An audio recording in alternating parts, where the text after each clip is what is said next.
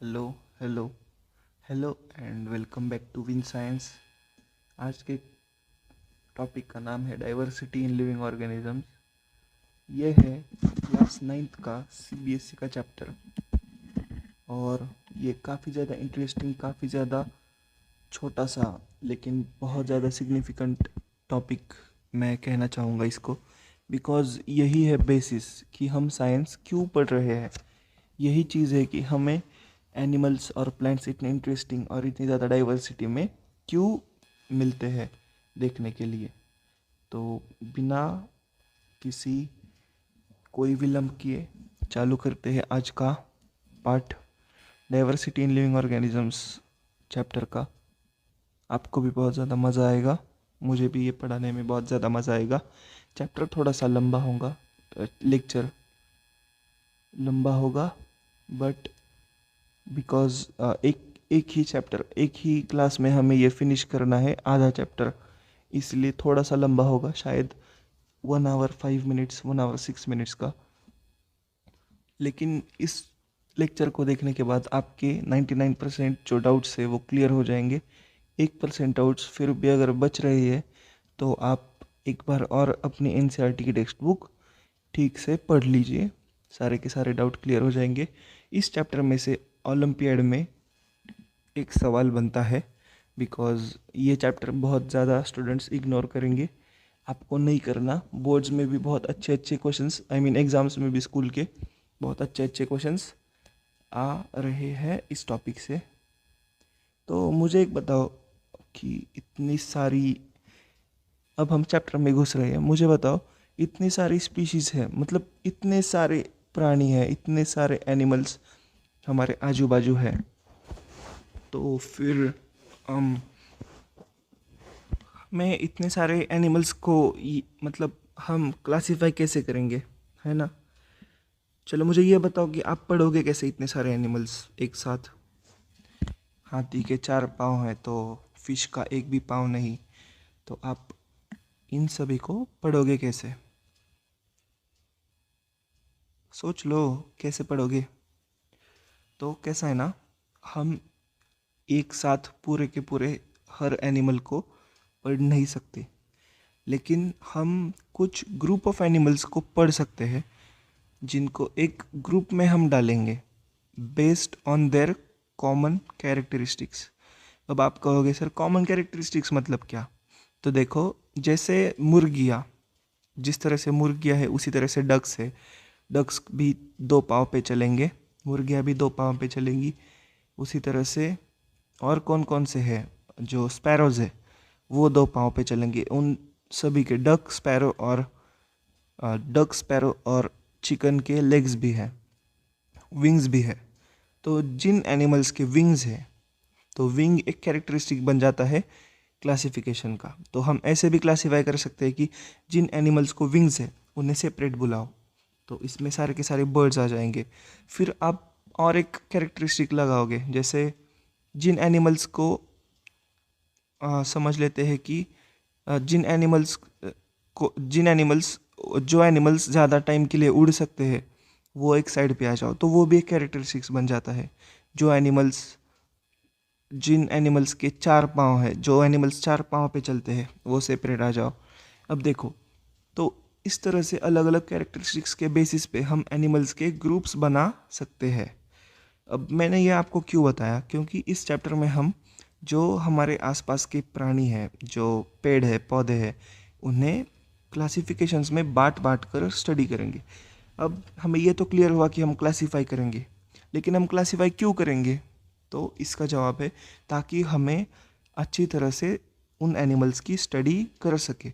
और कुछ एनिमल्स जो हम यूज़ में लाते हैं, जैसे हेंस से हमें फूड मिलता है, मतलब हेंस को हम खा लेते हैं तो हमें मुर्गियों से चिकन मिल जाता है या फिर गाय का दूध मिल जाता है। तो इस तरह से हम हमारे यूज़ के लिए एनिमल्स का भी यूज़ कर सकते हैं। तो इस इस तरह से स्टडी करने के लिए और हमारे डे टू डे लाइफ में यूज़ में लाने के लिए हम एनिमल्स को इस तरह से क्लासीफाई करके स्टडी कर लेते हैं। तो हम ग्रुप्स में बांट बांट कर स्टडी क्यों करेंगे? ताकि हमें कॉमन कैरेक्टरिस्टिक्स वाले एनिमल्स को एक सेपरेट ग्रुप में ढाल सके। In order to make relevant groups to study the variety of life forms, we need to decide which characteristics decide more fundamental characters among the organism. This would create a main broad groups of organisms within these groups and smaller subgroups that will decide less important characteristics. तो जो सबसे important characteristics है ना, उनके उनके बारे में हम सबसे पहले सोचेंगे। तो अब आपका ये सवाल होगा कि सर कौन से सबसे इम्पोर्टेंट है? तो सबसे इम्पोर्टेंट है कि जो चल सकते हैं और जो नहीं चल सकते। तो देखो, animals can walk, animals can move, animals are motile. Animals मतलब जो हिल सकते हैं वो है। उसी तरह से जो ऐसे भी है कुछ कुछ जो हिल नहीं सकते, जैसे हमारे पेड़ हो गए। पेड़ खुद से भाग नहीं सकते, अगर भाग सकते तो अच्छा होता, लेकिन भाग नहीं सकते। तो इस तरीके से चीज़ें काम कर सकती है। या फिर हम ये भी ले सकते हैं कि कुछ एनिमल्स जो है वो सिंगल सेल वाले हैं और कुछ है जो मल्टी सेलुलर है, तो ये भी एक हो सकता है। या फिर कुछ एनिमल्स ऐसे हैं जो बच्चों को डायरेक्टली जन्म देते हैं, तो कुछ ऐसे हैं जो अंडे में से बच्चों को बर्थ दे देते हैं, तो ये भी एक कैरेक्टरिस्टिक्स हो सकता है। तो सबसे जो बेसिक वाला कैरेक्टरिस्टिक है ना, वही सबसे दो बड़े ग्रुप्स में ढालेगा एनिमल्स को। जैसे अगर मैंने ये क्लासिफिकेशन के लिए पकड़ लिया कि चलो एक में जो भाग सकते हैं और दूसरे में जो भाग नहीं सकते, तो भाग नहीं सकते में आ गए पूरे के पूरे, पूरा का पूरा प्लांट ग्रुप इसमें आ जाता है, और पूरे के पूरे एनिमल्स भागने वालों में आ जाते हैं। What is the basis of characteristics, ये भी बहुत इंपॉर्टेंट है कि हम किस बेसिस पे एनिमल्स को क्लासीफाई करेंगे। तो एक ग्रीस में एक एरिस्टोटल नाम के साइंटिस्ट थे, तो इन्होंने क्या किया कि क्लासिफिकेशन किया whether animals live on land, water या फिर हवा में, तो किस में रहते हैं इसके बेसिस पे क्लासिफिकेशन कर दिया। This is a very simple way of looking at life but misleading too, because कछुए तो पानी में भी आते हैं, ज़मीन पे भी आते हैं। कुछ तो ऐसी मछलियाँ हैं जो कुछ ऐसी मछलियाँ हैं जो ज़मीन पे भी आ जाती है और पानी में ज़्यादातर टाइम रहती है।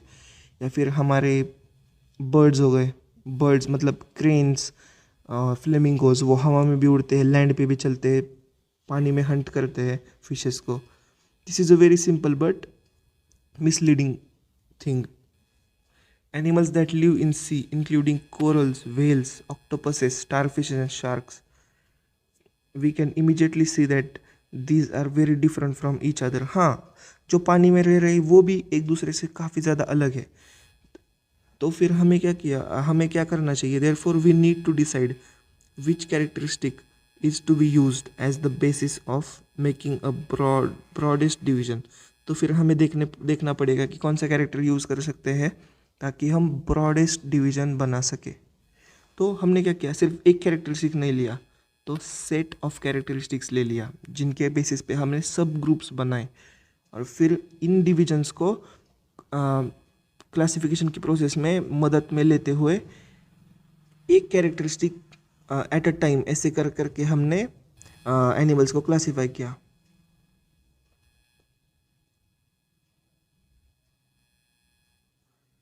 तो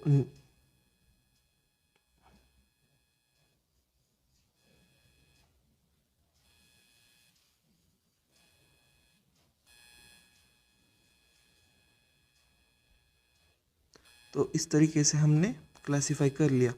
अब ये जो है यहाँ से ये थोड़ा सा इम्पोर्टेंट हो जाता है अगर आपको पढ़ना है। तो वैसे भी जो मैंने बताया स्टार्टिंग में कि यूनिसेलुलर, मल्टीसेलुलर, इसी चीज़ों का बारे में यहाँ पे बताया गया है।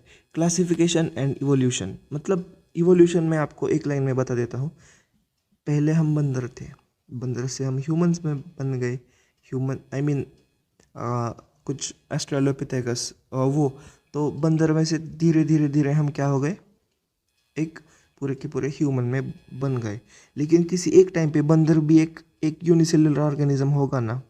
तो इसी तरह से ये इवोल्यूशन है, और हम कॉन्स्टेंटली ह्यूमंस भी इवॉल्व कर रहे हैं ऑर्गेनिजम्स में, मतलब फ्यूचर ह्यूमंस में। शायद 10 लाख साल बाद अगर हम जिंदा रहे, फॉर्चुनेटली हमारी धरती माँ रही, तो शायद हम बहुत ही डिफरेंट दिखेंगे जैसे पहले दिखते थे।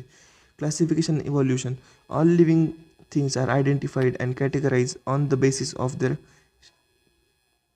There body design in the form and function. मतलब हम कैटेगराइज कर लेते हैं बॉडी डिज़ाइन को फॉर्म्स एंड फंक्शंस के बेसिस पे। So once a certain body design comes into existence, we will shape the effects of all other subsequent design changes simply because it already exists. In other words, characteristics that came into existence earlier are likely to be most basic than characteristics that have come into existence later. अब इस line का meaning क्या है, ये बहुत ज़्यादा important है। तो जो कैरेक्टरिस्टिक्स पहले आए होंगे ना, वो बहुत ज़्यादा बेसिक रहे होंगे, जो कैरेक्टरिस्टिक्स हम बाद में पढ़ेंगे उनसे। मतलब देखो, अगर हमने ये डिसाइड कर लिया कि जो भाग सकते हैं एनिमल्स, जो भाग सकते हैं ऑर्गेनिजम्स, लिविंग ऑर्गेनिजम्स, उनको सेपरेट डालेंगे, और जो नहीं भाग सकते वो सेपरेट डालेंगे, तो ये कितना बड़ा कैटेगरी बन जाता है, और ये जितना बड़ा कैटेगरी बन जाता है उतना ही पुराना कैटेगरी बन जाता है। तो हमने ये तो क्लासीफाई कर लिया कि जो भागेंगे वो एनिमल्स है, जो नहीं भागेंगे वो प्लांट्स है। लेकिन अगर हमने ये चूज़ कर लिया कि वो एनिमल्स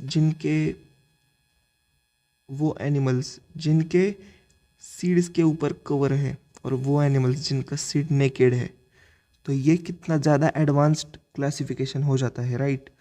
तो ये भी पढ़ लेंगे हम, लेकिन जो कैरेक्टरिस्टिक्स सबसे ज़्यादा बेसिक है, जिस कैरेक्टरिस्टिक्स में सबसे ज़्यादा एनिमल्स बैठ रहे हैं ना, वो सबसे पुराना कैरेक्टरिस्टिक्स है। Most life forms that we see today have arisen by the accumulation of changes in body design that allow the organism possessing them to survive better. अब देखो, कुछ मतलब हमारा इवोल्यूशन कैसे हुआ होगा अकॉर्डिंग टू मी, ये साइंटिफिक नहीं है लेकिन मैं बता रहा हूँ। कई साल पहले जब हमारी अर्थ नई नई बनी होगी, तो उस पर छोटे छोटे ऑर्गेनलीज ऐसे तैर रहे होंगे। फिर ये ऑर्गेनलीज साथ में आके एक सेल बना देते हैं। फिर ये सेल अकेला रहता है कुछ सालों तक, ऐसे डिज़ाइन में मॉडिफिकेशन कर लेता है। उसके बाद ये सेल क्या डिसाइड करता है, देखो अगर साथ रहेंगे तो सबका साथ सबका विकास हो जाएगा। तो ये सेल्स ऐसे झुंड बना के रहने लगे। उसके बाद क्या हुआ, ये कुछ इस तरीके से बड़े बड़े झुंड बना के, बड़े बड़े कॉलोनीज बना के रहने लगे। उसके बाद क्या हुआ होगा कि इन्होंने क्या किया, चलो जिस साइड पे सन है वो वाले सारे फोटोसिंथेसिस करेंगे, और जो नीचे वाले हैं वो रूट्स, मतलब वो खाना देंगे। तो इस तरीके से डिवीजन ऑफ लेबर होता गया होगा प्लांट्स में। और फिर क्या हुआ होगा, जिन सेल्स में क्लोरोफिल आ गया वो सेल्स प्लांट्स बने होंगे, और जिनमें नहीं आया वो सेल्स एनिमल्स बने होंगे। फिर आगे जाके क्या हुआ होगा, प्लांट्स के कॉम्प्लेक्स स्ट्रक्चर्स बनते गए होंगे इवोल्यूशन की मदद से। इवोल्यूशन कोई बटन नहीं है, ये लाखों सालों की प्रोसेस है। उसके बाद क्या हुआ होगा, तो कुछ इस तरीके वाले पेड़, कुछ इस तरीके वाले पेड़, तो कुछ इस तरीके वाले पेड़, कुछ तो ऐसे भी पेड़ बने होंगे जो इतने ऊंचे ऊंचे हैं जैसे नारियल का पेड़। तो ये हो गए इवोल्यूशन के साथ। वही ये जो एनिमल सेल है वो आगे जाके बना होगा, मतलब ये एनिमल का जो टिश्यू है वो आगे जाके बना होगा एक छोटा सा ऑर्गेनिज्म। उसके बाद बना होगा थोड़ा सा बड़ा, मतलब डायनासोर। फिर डायनासोर्स हो गए डिस्ट्रॉय। फिर डायनासोर्स के बाद जो छोटे छोटे ऑर्गेनिजम्स है वो आगे आगे इवोल्यूशन कर करके कुछ हवा में उड़ने वाले, कुछ बंदरों की तरह पेड़ पे रहने वाले, कुछ इस तरीके से मतलब जो रेंगने वाले वैसे एनिमल्स बने होंगे। तो ये जो इवोल्यूशन की प्रोसेस है, जो नए नए एनिमल्स बने, उनमें से जो सबसे ज़्यादा हेल्दी थे वो बचे रहे, और वो सर्वाइव करते रहे। मतलब जिन्होंने ज़्यादा कैरेक्टरिस्टिक्स एक्यूमुलेट कर लिए बॉडी में, वो ज़्यादा अच्छे से रहने लगे। अब मैं आपको एक बहुत ज़्यादा इंटरेस्टिंग स्टोरी बताता हूँ। हम ह्यूमंस जो है ना, अगर वो बाकी सारे एनिमल्स के साथ अगर कंपैरिजन में देखें, तो हम फास्टेस्ट भी नहीं है, हम ज़्यादा पावरफुल भी नहीं है, हम ज़्यादा फास्ट स्विम भी नहीं कर सकते, हम ज़्यादा फास्ट दौड़ भी नहीं सकते। फिर भी हम सब पूरे के पूरे एनिमल्स को डोमिनेट करते हैं। इसका रीज़न क्या है, हम हमारे अंदर सारी की सारी एवरेज कैरेक्टरिस्टिक्स है। और एक बात कि हमारे में एक अपोजिबल थंब है और हम थिंक कर सकते हैं, हम हमारा दिमाग चला सकते हैं। यही रीज़न है कि हम पूरे के पूरे एनिमल वर्ल्ड में सबसे ज़्यादा टॉप नॉच एनिमल है। यही कारण है। तो चार्ल्स हमारे अंदर सबसे ज़्यादा कैरेक्टरिस्टिक्स है, ऐसे हम कह सकते हैं। चार्ल्स डार्विन नाम के एक बाबा थे, ये भी बहुत ज़्यादा इंपॉर्टेंट नाम है, ये आगे भी आएगा। तो इन्होंने क्या किया, आइडिया ऑफ इवोल्यूशन दिया 1859 में, और उनका बुक का नाम था ओरिजिन ऑफ स्पीशीज़। स्पीशीज़ मतलब कोई भी एक एनिमल, जैसे ह्यूमन एक स्पीशीज़ है, बंदर एक स्पीशीज़ है, चिंपांजी एक स्पीशीज़ है, समझ गए। when we connect this idea of evolution to the classification, we will find some groups of organisms that have ancient body designs that do not change very much। लेकिन कुछ ऐसे भी मिलेंगे जिनमें रैपिडली चेंज आ गया है, जैसे ऑक्टोपस। ऑक्टोपस जैसा दिखने वाला सबसे क्लोजेस्ट एनिमल कौन सा है, स्क्विड। लेकिन स्क्विड और ऑक्टोपस में बहुत ज़्यादा डिफरेंस है, तो ऑक्टोपस का इवोल्यूशन कुछ ज़्यादा फास्ट हो गया है और वो इतना भी एंशियंट नहीं दिखता। लेकिन अगर आप स्नेल का जो वो कवर देखो तो वो बहुत ज़्यादा एंशियंट दिखता है। तो कुछ इस तरीके से, तो कुछ ऐसे भी दिखेंगे जिन्होंने एक पर्टिकुलर बॉडी डिज़ाइन ले लिया है कुछ ज़्यादा ही रिसेंटली। हम ह्यूमंस में भी, हमारे जो सबसे पुराने वाले एंसेस्टर्स हैं उनमें बड़ी बड़ी टेल्स थी बंदरों में, हम ह्यूमंस में नहीं है टेल्स। और अपोजिबल थंब मतलब हमारे बाकी की उंगलियों से अपोजिट साइड में थंब, ये भी सिर्फ ह्यूमंस में है, बाकी किसी भी एनिमल में नहीं है। Those in the first group are frequently referred as primitive मतलब पुराने, जिनमें ज़्यादा चेंज नहीं आया। तो हमारे जैसे उनको हायर या फिर एडवांस्ड ऑर्गेनिजम्स कहा जाता है। In reality, these terms are not quite correct since they do not properly relate to the differences. All that we can say is that some are older organisms while some are younger organisms. Easy? समझ गए? Nice. अगर नहीं समझे तो मैं बता देता हूँ। ये जो टर्म्स है वो इतने भी प्रॉपर नहीं है, बिकॉज हम हर किसी को ऐसा पुराना और नया इसमें क्लासीफाई नहीं कर सकते। कुछ एवरेज भी हो गए तो हम उन्हें पुराना भी नहीं कह सकते और नया भी नहीं कह सकते। तो ये इतनी भी ब्रॉड कैटेगरी नहीं बन जाती क्लासिफिकेशन के लिए। Since there is a possibility that complexity in design will increase over the evolutionary time, it may not be wrong to say that older organisms are simpler while the younger organisms are complex। older organisms जैसे amoeba देखो इतना simple, और younger organism जैसे हम तो खुद को draw भी नहीं कर सकते, इतने ज़्यादा कॉम्प्लेक्स है हम। तो आई होप ये यहाँ तक क्लियर हुआ होगा। अब hierarchy of classification groups. Hierarchy मतलब क्या होता है, सबसे ऊपर कुछ, सबसे नीचे कुछ। हायरार्की अमीरी और गरीबी में भी होती है। कुछ लोग अंबानी लेवल के, कुछ लोग उनसे नीचे, कुछ लोग उनसे नीचे, कुछ लोग उनसे नीचे, कुछ लोग उनसे नीचे, कुछ लोग उनसे नीचे, सबसे नीचे पुअर पीपल। मतलब ऐसे हायरार्की हमें देखने को मिलती है। तो कुछ सोशल क्लास में भी हमें हायरार्की देखने मिलती है, जैसे हम किसके ले सकते हैं, आर्मी का ले सकते हैं।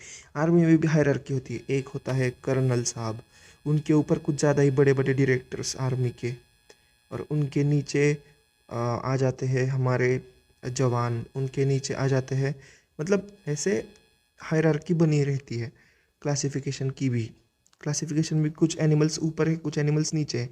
तो बायोलॉजिस्ट थे एक, अर्नेस्ट हैकल, रॉबर्ट विटेकर और कार्ल वूज। इन लोगों ने क्या किया पता है, इन्होंने ट्राई किया क्लासिफिकेशन करने का ऑल लिविंग ऑर्गेनिजम्स को कुछ 5-6 ब्रॉड कैटेगरीज में। तो इन्होंने प्रपोज किया 5 किंगडम का क्लासिफिकेशन। 5 किंगडम क्लासिफिकेशन ये किसने प्रपोज किया, ये आपको आना चाहिए। Ernst Haeckel, Robert Whittaker, Carl Woese. ये साल आपको याद नहीं रखने, लेकिन ये 3 नाम तो आपको याद रखने हैं। अब ये 5 क्लासिफिकेशन कौन से थे? Monera, protista, fungi, Plantae, Animalia. मेरे साथ बोलो। Monera, protista, fungi, Plantae, animalia. अब आप कहोगे सर प्लांटे और एनिमेलिया तो समझ गए, फंगाई क्या है, प्रोटिस्टा क्या है, मोनेरा क्या है। बच्चों हम आगे वही पढ़ने वाले हैं, लेकिन मैं आपको शॉर्ट में बता देता हूँ कुछ एनिमल्स। अब आपको यूकैरियोटिक प्रोकैरियोटिक हो गया है या नहीं मुझे नहीं पता, लेकिन मैं आपको बहुत इजीली बता देता हूँ कुछ सेल्स। अब आपको सेल्स तो मालूम होंगे, आप 10th में हो। हेलो, सॉरी वो एक्सीडेंटली पावर का बटन कट गया था। हाँ, तो आपको सेल्स तो मालूम होंगे। सेल्स कुछ ऐसे होते, ऐसे। तो कुछ सेल्स ऐसी होती है जिनमें सारे के सारे ऑर्गेनेलिज ऐसे से खिचड़ी बनी होती है। तो कुछ सेल्स ऐसे होते हैं जिनमें हर ऑर्गेनेलिज सेपरेट होता है सेल के अंदर भी। ये हो गया न्यूक्लियस, ये हो गया माइटोकॉन्ड्रिया, ये हो गया गोल्गी, ये हो गया एंडोप्लाज्मिक रेटिकुलम। तो इस टाइप के सेल्स को हम कहते हैं EU, KARYOTIC। मतलब ये मॉडर्न ऑर्गेनिजम्स है। और ये जो सेल्स है जिनमें पूरा का पूरा ऐसा मतलब खिचड़ी बना हुआ होता है, तो इन्हें हम कहते हैं प्रोकैरियोट्स। प्रोकैरियोट्स। तो मोनेरा जो होता है उनमें सारे के सारे प्रोकैरियोट्स आते हैं, और यूकैरियोट्स जो होते हैं ना वो आ जाते हैं किन में? प्रोटिस्टा में। लेकिन अब हम ये हायरार्की देखेंगे। Further classification is done by naming the sub groups. अब हम सब ग्रुप्स देखेंगे। किंगडम्स तो हमें पता चल गए, Monera, protista, fungi, animalia, Plantae. अब उनके नीचे आते हैं फाइलम्स।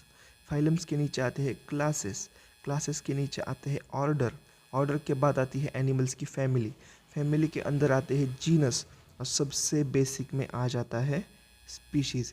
इसलिए हम कहते हैं कि जब हम सेपरेट करेंगे ऑर्गेनिजम्स को हायरार्की कैरेक्टरिस्टिक्स के बेसिस पे, तो सबसे जो बेसिक यूनिट ऑफ क्लासिफिकेशन जो आता है वो आता है स्पीशीज़। स्पीशीज़ स्पीशीज़ मतलब एक कोई भी स्पीशीज़।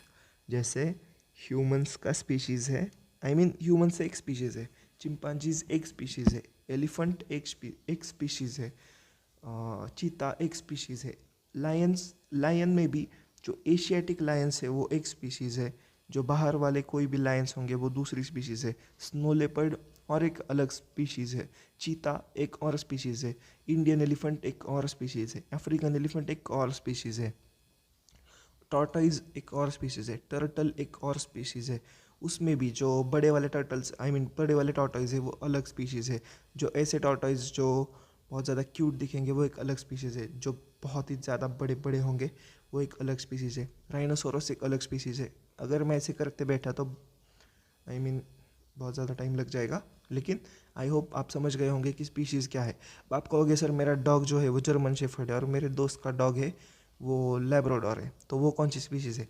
देखो डॉग्स की स्पीशीज़ एक ही है, वो जो है वो ब्रीड्स है। स्पीशीज़ के नीचे भी एक आता है ब्रीड्स, लेकिन वो आपको जानना नहीं है, आपको बस बेसिक चीज़ें जाननी है।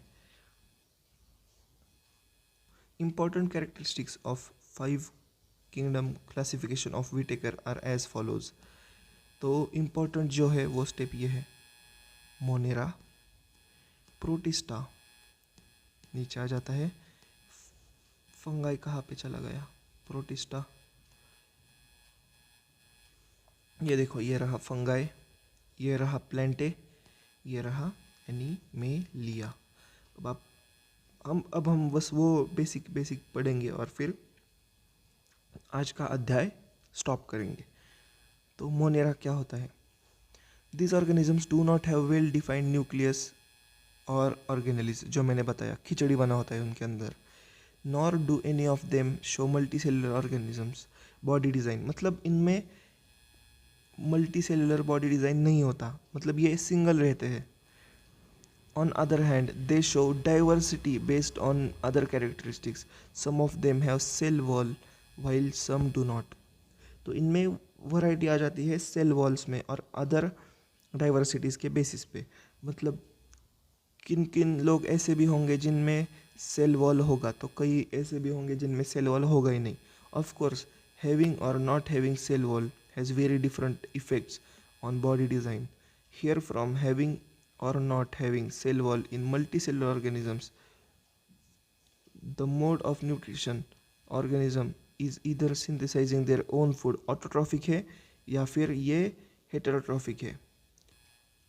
This group includes bacteria, blue green algae, cyanobacteria and mycoplasma. अब ये mycoplasma के बारे में बता देता हूँ. ये ऐसा प्राणी है ना, इसको ऑक्सीजन की ज़रूरत ही नहीं पड़ती.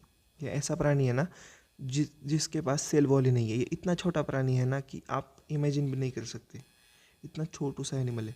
तो देखो ये मोनेरा में एनाबीना दिखाया गया है. एनाबीना एक ऑर्गेनिज्म है, डरने की बात नहीं है. इसमें क्या होता है, ये पूरा का पूरा ऐसा एक सेल्स होते हैं. ये रेस्टिंग पोर होता है और ये हेटेरोसिस्ट होता है. ये आपको ध्यान में रखने की ज़रूरत नहीं है, बस ये डायग्राम्स बना लो. अभी ये होता है बैक्टीरिया. देखो बैक्टीरिया खुद का खाना खुद से ढूंढेगा, इनकी मदद से आगे पीछे भी हिलेगा. ये सीलियाज है जो हमने टिश्यूज़ में पढ़ रखे थे. तो इस तरीके से कॉम्प्लेक्स ऑर्गेनिजम्स इनमें होते हैं. अब मैं और एक बात बताना चाहूँगा, 1 मिनट का छोटा सा ब्रेक लेकर. भाई मोनेरा के जो ऑर्गेनिजम्स होते हैं ना, वो ऐसे इलाकों पे पाए जाते हैं जहाँ पे शायद ह्यूमंस रहने की बिना सोचे. जैसे लावा से जो हीट होने वाली स्प्रिंग्स है ना, सल्फर स्प्रिंग्स, उसमें भी पाए जाते हैं. गाय का जो र्यूमेन होता है, मतलब गाय कैसा है ना, आपने कभी भी देखा होगा, अगर आपके पास कोई गाय हो तो गाय पूरा का पूरा खाना खाती नहीं है.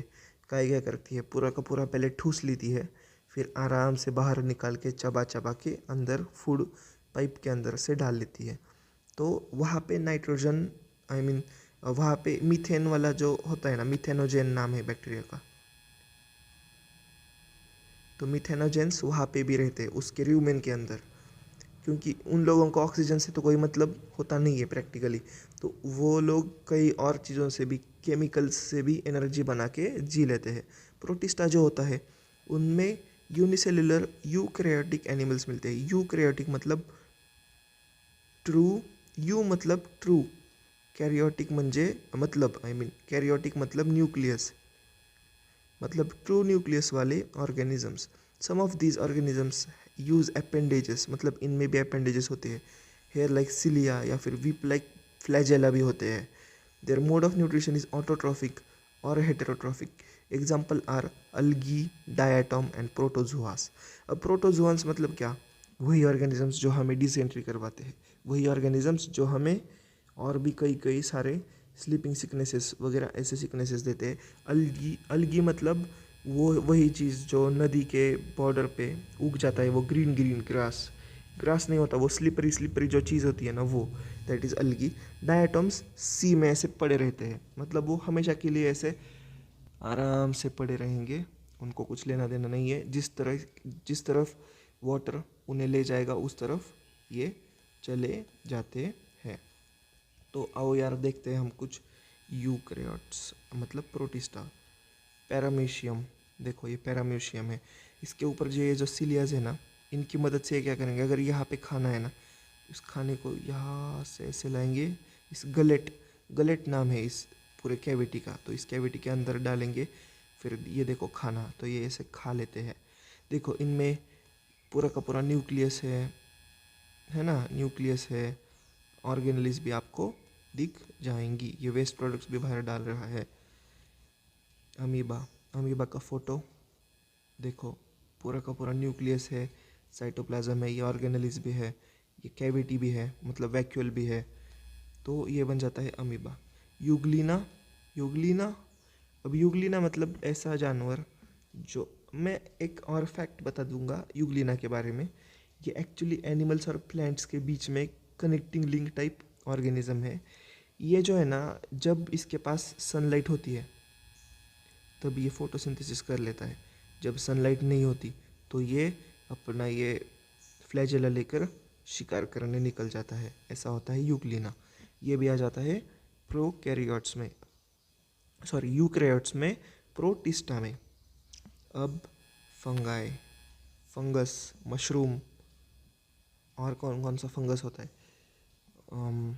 फंगस जैसे वो जो टॉक्सिक मशरूम्स होते हैं ना, वो लोग खाते हैं तो बीमार पड़ जाते हैं। मशरूम, रुको इसका स्माइली फेस बना लेते हैं हम। ये हो गया मशरूम। तो ये सारे आ जाते हैं फंगस में। ये हेटेरोट्रॉपिक है, यूकैरियोटिक है, मतलब इनमें भी ट्रू न्यूक्लियस होता है, लेकिन ये हेटेरोट्रॉफिक है, मतलब ये खुद का खाना खुद बना नहीं सकते। ये मरे हुए ऑर्गेनिजम्स पे भी जी लेते हैं, इसलिए इन्हें कहते हैं सेप्रोट्रॉफ्स, मतलब ये use decaying organic material as a food, तो इनको कहते हैं हम saprotrophs. They are called as parasites. Parasites because ये देखो कई बार क्या होता है ना, किसी भी जब कोई पेड़ जिंदा होता है या फिर मर जाता है ना, तो उसके भी ऊपर कुछ ना कुछ पैरासाइट्स उग रहे होते हैं, तो ये भी तो ये भी फंगाई में आ जाते हैं। Many of them have the capacity to become multi cellular organisms at certain stage of their life, मतलब इनमें ये भी कैपेसिटी होती है कि ये कुछ इस तरीके के बन जाए। अगर इस तरीके के नहीं बने तो कुछ लोग इस तरीके के भी बन सकते हैं, ऐसा मतलब ये अगर प्लांट का वुड है तो उसके ऊपर इस तरीके से भी लग जाते हैं। तो कुछ लोग ऐसे होते हैं जो सिर्फ ब्रेड के ऊपर आ जाते हैं इस तरीके से, वो हमें तो मतलब ओपन आइज से दिखते भी नहीं है, इतने छोटे छोटे ब्रेड के ऊपर आ जाते हैं। They have cell walls made up of tough complex called chitin, ये आपको बचपन से याद रखना है। Chitin, chitin is a sugar complex protein, मतलब शुगर कॉम्प्लेक्स होता है, प्रोटीन नहीं होता, सॉरी, शुगर कॉम्प्लेक्स होता है जिनसे इनका सेल वॉल बना होता है। एग्जाम्पल्स आर यीस्ट, यीस्ट मतलब जो ब्रेड बनाने में काम आता है। मोल्ड्स, मोल्ड्स मतलब फंगस। और मशरूम्स मतलब जो हम खाते हैं वो वाले मशरूम, देखो ये मोल्ड है, ये ईस्ट है, ईस्ट कुछ इस तरीके से दिखता है, मोल्ड इस तरीके से दिखता है। East is a unicellular form of fungus, और ये अगारिकस जो होता है वो इस तरीके का मशरूम होता है जो हम खा लेते हैं यूजुअली।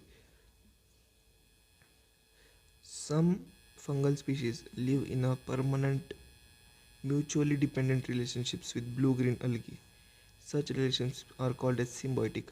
मतलब देखो कुछ स्पीशीज़ ऐसे भी होती है जो एक दूसरे के साथ इतनी ज़्यादा क्लोजली डिपेंडेंट हो जाती है, थैंक्स टू द इवोल्यूशन, इतनी ज़्यादा इंडिपेंडेंट मतलब डिपेंडेंट हो जाती है कि ये दोनों एक दूसरे के बिना रह ही नहीं सकते, तो इनको हम कहते हैं सिम्बायोटिक। सिम मतलब टुगेदर, बायोसिस मतलब लिविंग। आपने सिम्बायोसिस कॉलेज का नाम सुना होगा। सिम्बायोसिस मतलब क्या, together living. Symbiosis, symbiotic, symbiotic मतलब क्या, टुगेदर रहने वाला relationship. Symbiotic life forms are called as lichens, lichens कहते हैं इन लोगों को। लाइकेन में भी एक फंगल पार्ट होता है, एक होता है अलगी वाला पार्ट, अलगल पार्ट। तो फंगल जो पार्ट होता है वो शेल्टर प्रोवाइड करता है, और यही ऑर्गेनिज्म से जो रॉक्स पे भी उग जाते हैं, और ये बार्क ऑफ ट्री पे भी उग जाते हैं। छोटे छोटे लाइकेंस होते हैं, रेडिश रेडिश या फिर ब्राउन ब्राउन भी होते हैं, जो ट्री की बार्क पे हमें उगते देख सकते हैं। अब हम आ जाते हैं प्लेंटी और एनिमेलिया पे। अब देखो प्लेंटी मतलब प्लांट्स जो होते हैं ऑटोट्रॉफ्स, जो होते हैं यूकैरियोट्स, जिनके पास सेल वॉल होती है। देखो एनिमल्स के पास सेल वॉल नहीं होती। सेल वॉल मतलब क्या, सेल को प्रोटेक्ट करने वाली वॉल। अब ये ह्यूमंस को या फिर एनिमल्स को ज़रूरत नहीं है। क्यों ज़रूरत नहीं है, बिकॉज हम अगर बारिश पड़ने लगे या फिर धूप लगने लगे तो हम क्विकली भाग सकते हैं घर के अंदर, लेकिन प्लांट्स नहीं भाग सकते, इसलिए उनके सेल के ऊपर एक और कवर चढ़ा होता है। ये क्लोरोफिल से सिंथेसिस भी कर लेते हैं। ये इनमें विजिबल मतलब डाइवर्सिटी भी देखने को मिल जाती है, और इनके सब कैटेगरीज भी दिए गए हैं नीचे, जो हम नेक्स्ट क्लास में पढ़ेंगे, कोई प्रॉब्लम नहीं है। नेक्स्ट हम आ जाते हैं एनिमेलिया पे।